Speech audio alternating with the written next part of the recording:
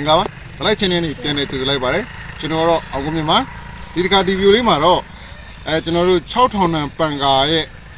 မော်တာက point blue ပတ်ထားလဲဆိုတော့မိကွန်းလေးရဲ့ပြီးကျွန်တော် DC မော်တာကိုခွဲပြပါဆိုတော့မိတ်ဆွေရဲ့အတွက်ကျွန်တော်ဒီဗီဒီယိုလေးကိုပေါင်းဆက်ပြီးတော့မှတင်ဆက်ရခြင်းဖြစ်ပါတယ်ဒီဗီဒီယိုရဲ့ရည်ရွယ်ချက်ကတော့တောင်းဆိုထားတဲ့မိတ်ဆွေတွေကျင်းနေစေဖို့နဲ့ကျန်တဲ့မိတ်ဆွေတွေဘူးတူတာရစေဖို့အတွက်ရည်ရွယ်ပါတယ်ဗျအရင်ကကျွန်တော်တောင်းဆိုထားတဲ့မိတ်ဆွေတွေလည်းခဏတော့ကျွန်တော်သိခံပေးပါဦးလို့ကျွန်တော်တို့ဒီမော်တာထဲမှာဘာတွေပါလဲဆိုတာကိုကျွန်တော်တို့အတူတူခွဲကြည့်လိုက်အောင်ဗျဒါလေးတော့ကျွန်တော်6000တန်ပန်ကားလေးပါဒီ6000တန်ပန်ကားလေးနဲ့မှာပါတဲ့မော်တာလေးရဲ့ပုံစံလေးနဲ့ဘယ်လိုကွိုင်ပတ်တယ်လဲဆိုတာလေးသိအောင်ကျွန်တော်တို့ကအရင်ဆုံးဒီပန်ကားလေးကိုဖြုတ်ကြည့်ပါမယ်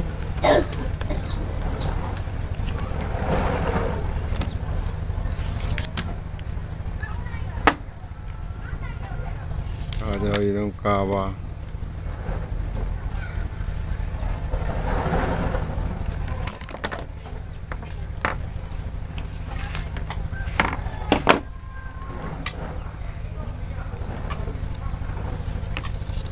အဲဒီကျွန်တော်တို့အကုန်လုံးဖြုတ်ကြည့်ပြီးတော့မှမော်တာလေးရဲ့ကွိုင်ကဘယ်လိုပတ်ထားလဲဆိုတာကိုကျွန်တော်တို့တစ်ချက်ဖြစ်ပါတယ်ဒါဆိုရင်ကျွန်တော်တို့မော်တာစီကိုရောက်ပါပြီမော်တာမှာကျွန်တော်တို့ဒီချင်းမှာရှိတဲ့ထားကတွင်းကွိုင်တုံးပေါ့ကွိုင်တုံးဒီမှာကအောက်မှာကတန်လိုက်ပါတန်လိုက်ကတခါတည်းကျွန်တော်တို့ပန်ကားတစ်လက်အုံမှာတခါတည်းအသေးတက်ထားတာဖြစ်ပါတယ်လေပြီဆိုရင်ကျွန်တော်တစ်လက်အုံမှာတက်ထားတာဖြစ်တဲ့အတွက်ကြောင့်မလို့ဒီတန်လိုက်ဘက်ချမ်းကလေတာဖြစ်ပါတယ်အပြင်အခွန်ကလေတာပေါ့အတွင်းပိုင်းကျွန်တော်တို့အမ်ချာတုံးလို့ခေါ်တဲ့အဲ့အတွင်းပိုင်းကမလေဘဲနဲ့ပြင်ကလေတာဖြစ်ပါတယ်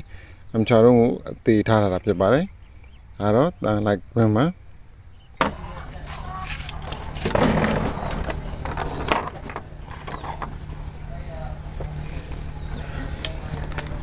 ဆိုရင်တန်လိုက်နဲ့ဒီအုံနဲ့အသေးကတ်ထားတာဖြစ်တဲ့အတွက်ကြောင့်မလို့တန်လိုက်ပါတဲ့ပြင်ဘက်အုံကလေတာဖြစ်ပါတယ်ဒါကတော့ဒီမှာအမ်ချာတုံးကအတွင်းကနေအသေးထားတာဖြစ်ပါတယ်ကျိုးနဲ့ဓာတ်ရိုက် join ထားပြီးတော့ဒီမှာဒီလိုပြင်ကနေလေတာဖြစ်ပါတယ်အတွင်းပိုင်းနဲ့ကိုကျွန်တော်တို့ဘာတွေရှိတဲ့ point ဘယ်လိုပတ်ထားတယ်ဆိုတာကိုကျွန်တော်တစ်ချက်ဖွင့်ကြည့်ပါမယ်ဒီမှာကျွန်တော်နဲ့တွေ့တာပါတယ်ဒီစကရူလေးတွေရင်ထုတ်ပါမယ်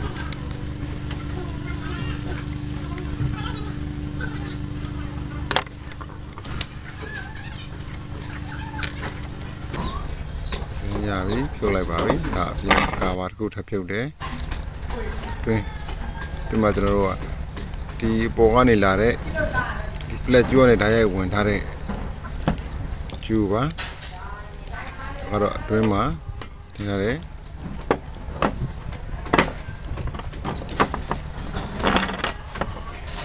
ဒီမှာဆိုရင်ကျွန်တော်တို့ point ကို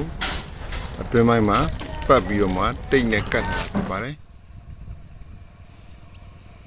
ဘယ်မှာကတ်ထားတာပြပါဒါကတော့ကျွန်တော်တို့ဒီကွန်ရဲ့အစနဲ့အဆုံးကို join ထားတာပါဆိုရင်ကျွန်တော်တို့အဲ့ဒီတစ်ချက်ကျွန်တော်တို့ဖြုတ်ကြည့်ပါမယ်ဒီမှာ check လေးနဲ့ကတ်ထားပါတယ် check လေးတွေရင်ဖြုတ်ပါမယ်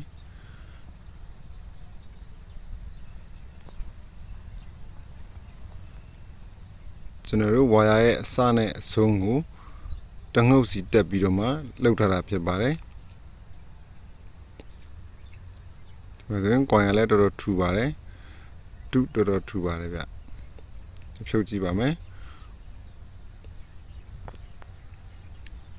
ဒီမှာကြည့်လိုက်ပါဒါကကျွန်တော်တို့ကွန်ရဲ့ဒီပတ်ထားတဲ့ကွန်ရဲ့အဆုံးကွန်မှာဒီဘက်မှာတော့ကျွန်တော်တို့အစကွန်ကိုစကွန်ရဲ့ကျိုးစားလေးပါဒီနေရာမှာစကွန်ရဲ့ကျိုးစားလေးရှိပါတယ်လည်းကျွန်တော်တို့ဖြည့်ကြည့်မယ်ကျိုးမြင့်နှန်းကတော့ 0.1 လောက်ရှိမယ်ထင်တယ်တော်တော်ကိုသေးပါတယ်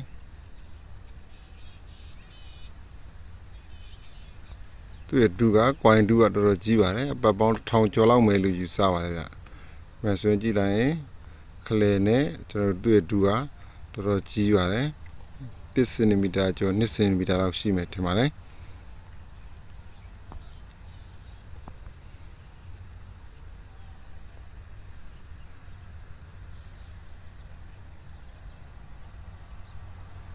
ဒါကတော့ဆိုတော့က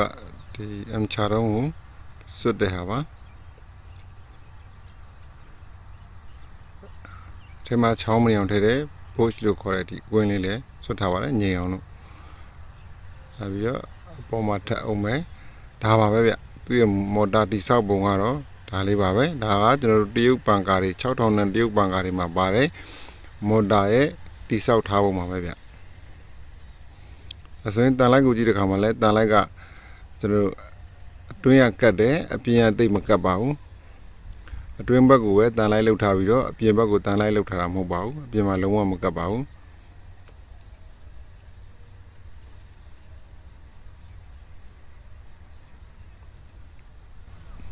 တွင်းဘက်ကျတော့ကျွန်တော်ကတ်ပါတယ်ဗျ6000တန်ပန်ကာမော်တာလေးကတော့ဒါပါပဲဗျာနောက်တစ်ခုကတော့ဒါကတော့မော်တာဂျန်နရေတာလေးပါကျွန်တော်ဆန်ဆက်မှာကျွန်တော် gas engine တွေမှာတုံးတယ်4Q မှာတက်တဲ့ engine လေးဖြစ်ပါတယ်နောက်ကနေပြီးတော့မှလျှက်စစ်တွဲဖို့ပေးလိုက်မယ်ဆိုရင်အရှိရလဲပါတယ်ဒီကျွန်တော်တို့ဝင်ကိုလှည့်လိုက်မယ်ဆိုရင်ဒီမှာနောက်မှာ24ဖို့ထွက်ပါတယ်ဒါကိုကျွန်တော်တို့တစ်ချက်လောက်စမ်းကြည့်ပါမယ်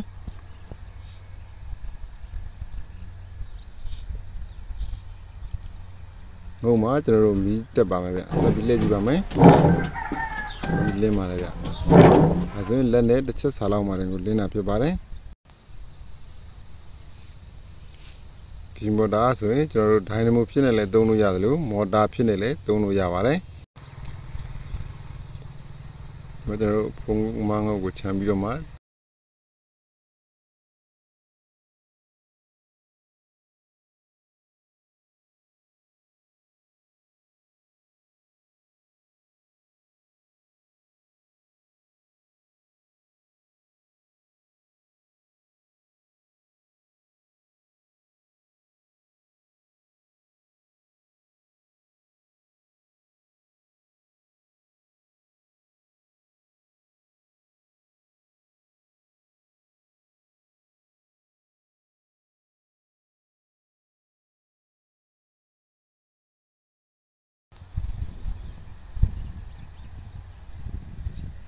ဆိုရင်ရပါပြီ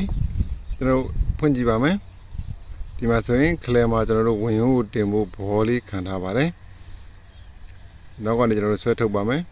ဆွဲထုတ်ကမှတန်လိုက်အားနဲ့ဆိုတော့တော်တော်လေးကိုဆွဲထုတ်ရပါတယ်ဗျဒါဆိုရင်ဒါအတွင်းမှာပါတဲ့ဟာရပါပြီဒါကတော့ M ချတုံးလို့ခေါ်တဲ့အတုံးမှာကျွန်တော်ဒီမှာ coin တွေပတ်ထားတာရှိမယ်ကျွန်တော်ဝင်ရိုးရှိမယ်ဗျအဲ့ဒါပြီးတော့ကျွန်တော်တို့ဒီမှာကျွန်တော်တို့ကာဗွန်တုံးလေး2တုံးရှိပါမယ်ကာဗွန်တုံးလေးတွေရှိပါတယ်ဒီကာဗွန်တုံးလေးတွေနဲ့ပုတ်ပြီးတော့မှလဲတာဖြစ်ပါတယ်ကာဗွန်တုံးလေးတွေလည်းကျွန်တော်တို့ဘောကနေပြီးတော့မှတံပတ်နဲ့ဖိထားပေးတာဖြစ်ပါတယ်ပြီးတော့ဒီငုတ်ကလည်းဆိုအရှင်နေဖြစ်ပါတယ်ဒီမှာငုတ်ကနေပြီးဝင်လာတယ်ဒီမှာကာဗွန်တုံးကိုချိတ်တယ်ပြီးတော့နောက်တစ်ခုလည်းလိုပဲဒီငုတ်ကနေပြီးတော့မှဝင်လာတယ်ပြီးတော့ကာဗွန်တုံးကိုချိတ်ထားတာဖြစ်ပါတယ်ဒီမှာကာဗွန်တုံးနဲ့မဆိုရင်ဒါကွန်ဒတာလို့ခေါ်ရတာပါဒီမှာဆိုရင်တော့ဆိုင်ရာ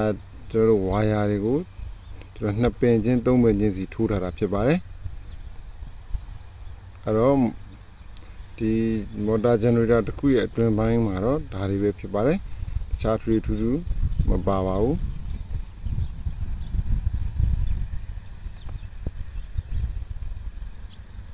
ရပါပြီကျွန်တော်ဒီမှာအိမ်မှာဆိုရင်ဘာတွေပါသေးလို့ဆက်ကြည့်မယ်ဆိုရင်တန်လိုက်တစ်မျိုးတည်းပါပါတယ်တန်လိုက်နှစ်ချမ်းကိုဘယ်ညာတက်ထားတာဖြစ်ပါတယ်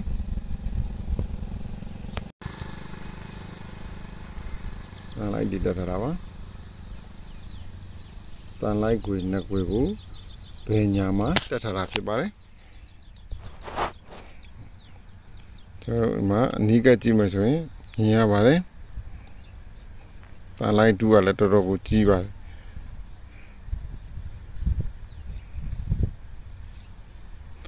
တ တိကျပြောရင်တော့လက်တော်ဝါးသာရှိပြီးတော့မှဒီလောက်ဝိုင်းရှိပါတယ်ကျွန်တော်တို့ပြန်တက်ဆင်ကြည့်ပါမယ်တက်ဆင်တဲ့ခါမှာသတိထားပါလိမ့်ကျွန်တော်တန်လိုက်အားနဲ့မတရားဆွဲပါတယ်ဆွဲတာကိုလက်နဲ့တေချာထိန်းထားပါတယ်ဗျထိန်းနိုင်မှုဆိုရင်ကျွန်တော်လက်ကိုညှက်သွားနိုင်ပါတယ်တန်လိုက်ဆွဲရတော်တော်ကိုကောင်းပါတယ်ဒါဆိုရင်ကျွန်တော်တို့ပြန်တက်ပါမယ်ကျွန်တော်တို့ဆိုတော့ဖြုတ်ထားတဲ့နက်တိုင်တွေကိုလည်းပြန်တက်လိုက်ရုံပါပဲတက်တဲ့ခါမှာလည်းတိတ်တော့ခက်ခဲမရှိပါဘူးနည်းနည်းလေးချိန်မှုလိုပါတယ်ထိတ်ကဟာလေးနဲ့ကိုတက်ခဲ့စဉ်ကပုံစံလေးပြန်ကြအောင်ကျွန်တော်နည်းငယ်ပြန်ချိန်ပေးရပါတယ်ဒီမှာဆိုရင်ဟတ်ထားရလေးနှစ်ခုထပ်မိအောင်တစ်ချက်ချိန်ပါတယ်ဒီဘက်မှာလည်းကျွန်တော်ဟတ်ထားတဲ့ຢာလေးတစ်ခုရှိပါတယ်အားလေးတွေကိုကျွန်တော်ညီအောင်တစ်ချက်ချိန်လိုက်ပါမယ်ချိန်ပြီးတော့ကျွန်တော်တို့ဒီနက်တိုင်ကိုထိုးထည့်မှာဖြစ်ပါတယ်နက်တိုင်ထိုးထည့်တဲ့နေရာမှာလည်းကျွန်တော်တန်လိုက်အားနဲ့ဆွဲနေတာဖြစ်တဲ့ကြောင့်တော်တော်နဲ့ထိုးမလွယ်ပါဘူး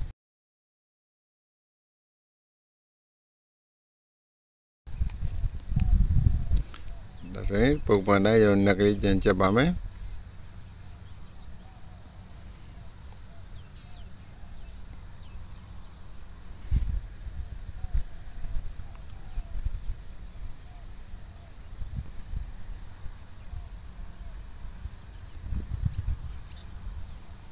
ဟုတ်ပြန်ပြီးတော့မှ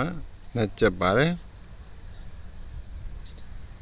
နှက်ချက်တဲ့ခါမှာလည်းအပေါ်အောက်ကိုကျွန်တော်တို့ကမြတ်တအောင်အရင်နည်းနည်းချင်းစီကြည့်ရပါတယ်ဒါမှသာလျှင်ပြန်ဝင်တဲ့ခါမှာကျွန်တော်တို့စောင်းနေတာရွှဲနေတာမဖြစ်ဘဲနဲ့ပုံမှန်တိုင်းပြန်ကြမှာဖြစ်ပါတယ်ဒါဆိုရင်တော့ကျွန်တော်တို့ရပါပြီဒါလေးကိုကျွန်တော်တို့ body block ထွက်တယ်လဲဆိုတာကိုကျွန်တော်တစ်ချက်စမ်းကြည့်ပါမယ်ဒါတော့ကျွန်တော်လက်ကင်ဖောက်ဆက်နဲ့ရှေ့ကဘယ်လိုလဲကျွန်တော်ပြပါတယ်အမှတစ်ချက်မီတာလေးတစ်ချက်ကြည့်ကြည့်ပါ23.2 23ဘော24ဘူးဒီထွက်ပါတယ်တကယ်က24ဘူးဒီထွက်တယ်ကျွန်တော်တို့ခုဆိုရင် DC motor generator လေးတစ်ခုကိုခွဲကြည့်တာဖြစ်ပါတယ်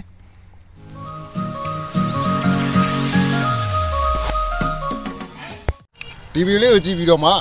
မိတ်ဆွေတို့အနေနဲ့ကျင်းနဲ့နှစ်သက်ကြလိမ့်မယ်လို့ထင်ပါတယ်တကယ်လို့ကျင်းနဲ့ခဲ့ရဆိုတော့ like လေးပေးခဲ့ပါဦးဗျတကယ်လို့မကျင်းနိုင်ဘူးဆိုရင်တော့ unlike လေးပေးခဲ့ဖို့မမေ့ပါနဲ့နော်အားလုံးကိုအထူးပဲကျေးဇူးတင်ပါတယ်ခင်ဗျနောက်လာမယ့်ဗီဒီယိုမှာကျွန်တော်တို့ပြန်တွေ့ကြအောင်ဗျ